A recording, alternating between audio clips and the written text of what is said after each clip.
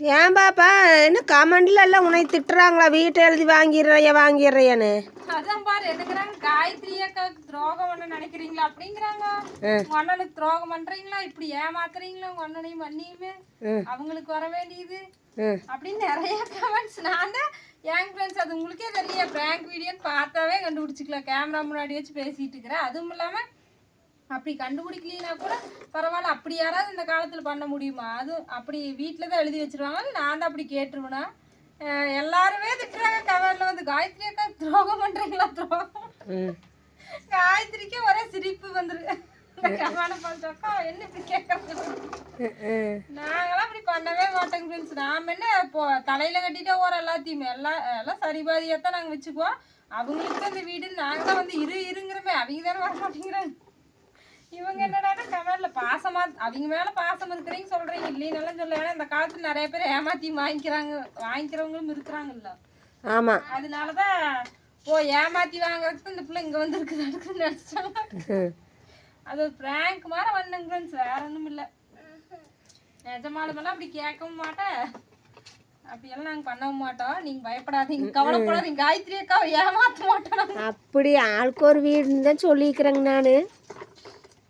அவங்க கூட ஆளுக்கு ஒரு வீடும்பாங்க. நான் தான் இல்லை, அவங்களே இருக்குது, ஒருத்தர் இருந்தா தான் நல்லா புழங்குறதுக்கு சௌரியமா இருக்குன்னு தான் நான் அப்படி சொல்லுவேன்.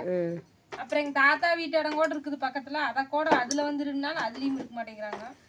அதுலயாவது ஒரு வீடு ஒரு ஆசாரமாட்டு கட்டி இருந்தா அதுவும் இருக்க மாட்டேங்கிறாங்க. வாடகை வீடு தான் முடிச்சிருக்குது. அங்கதான் எல்லா கடை வசதி எல்லாம் இருக்குது, அங்கதான் டவர் எல்லாம் நல்லா கிடைக்குது அப்படின்ட்டு அவங்க அந்த சைடு ஒரு ஏரியாவில் இருந்து பழகிட்டோம்னா அந்த ஏரியாவில் தான் இருக்கிறதுக்கு பிடிக்கும். இப்போ நான் போய் அங்கே வந்து என்னை அங்கே இருக்க சொன்னாங்கன்னா எனக்கு இருக்கிறது பிடிக்காது. ஒரு 2 நாள் இருக்கிறோமா அவ்வளோதான், அப்புறம் பிடிக்காது. அது மாதிரி அவங்களுக்கு அங்கே செட் ஆயிடுச்சு. கம்மனிருவாப்பா, கம்மனிரு சாமி, சாப்பிடு, அப்புறம் கார ஓட்டிக்கலாம். அதனால நீங்கள் வந்து தவறாக நினைக்க வேண்டாம். நான் எந்த வீட்டையும் ஏமாற்றி எழுதையெல்லாம் வாங்க மாட்டேன், கவலைப்படாதீங்க சரிங்களா. அவங்களா விருப்பப்பட்டு கொடுக்கறத வாங்கிக்குவேன், வேண்டாம்லாம் சொல்ல மாட்டேன், அதையும் வேண்டாம்னு சொல்ல முடியாது. அதனால் விருப்பப்பட்டு கொடுத்தாங்கன்னா வாங்கிக்குவேன். ஏமாற்றி ஒருத்தரே அபகரிச்சு கொண்டாலும் நினைக்கும். அது விருப்பப்பட்டு கொடுத்தாலுமே முழுசாலாம் நான் வாங்கிக்க மாட்டேன், அவங்களுக்கும் இருக்குது. இல்லைனாலும் சொல்ல கவலைப்படாதீங்க. அவன் விருப்பப்பட்டே கொடுத்தாலும் அப்புறம் குழந்தைங்க இருக்குதுல்ல, குழந்தைகளுக்காக வேணும். பிற்காலத்தில் அவனுக்குன்னு ஒரு சொந்த வீடு வேணும். அப்புறம் பார்த்தா கையில் காசு இருக்குது, ஏதோ ஒரு சைட்டு வாங்கடானே, எதுவுமே ஊருக்காரருக்கு அது இதுக்குன்னு செலவு பண்ணிவிட்டு ஏதோ ஒன்று பண்ணிகிட்டு இருக்கிறேன். புண்ணியம் கிடைக்குமாம்மா, அங்கே கிடைக்கும் இங்கே கிடைக்குமென்ட்டு. அப்புறம் வந்து அப்படியெல்லாம் நினச்சிக்காதீங்க, தப்பாக நினைக்காதீங்க. இன்றைக்கி வந்து நம்ம வீட்டில் என்ன சமையல் அப்படின்னு பார்த்தீங்கன்னா, தக்காளி கத்திரிக்காய் போட்டு கடையல், அப்புறமா தோசை. நான் கம்பு தோசைன்னு நினச்சேன், இது என்ன தோசை? இது அரிசி மாவு. சரி குழந்தைக்கு கம்பு தோசை, குழந்தைங்க அது சத்தான கம்பு தோசை விரும்பி சாப்பிட மாட்டேங்க. சரி பரவாயில்ல, குழந்தைகளுக்கு அரிசி தோசையுமே கொடு. காயத்ரியே நேரில் வச்சு இந்த வீடியோ போடலான்னு நினைச்சேன். காயத்ரி அப்படியே நாங்கள் உனக்கு துரோகம் பண்ணுறோம் அப்படின்னு கேட்கலான்னு நினைச்சேன். சரி வேண்டாம். இன்னைக்கு கூட கமெண்ட் ஒன்னனுக்கு என்ன கெடுதல் என்னமோ போட்டிருந்தாங்களே நல்லா, அப்படி அவங்க மேலே இருக்கிற அக்கறையில் கேட்குறீங்க. இல்லையே தப்பெல்லாம் சொல்ல, அவங்க மேலே இருக்கிற அக்கறையில் தான் கேட்குறீங்க.